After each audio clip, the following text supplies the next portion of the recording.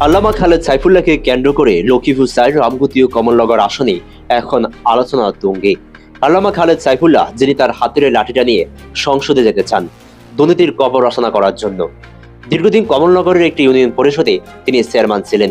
সম্মান, সততা আর মানুষের প্রতি নিবেদন, এই তিনটি শব্দই তার রাজনৈতিক চরিত্রকে ব্যাখ্যা করা যায়।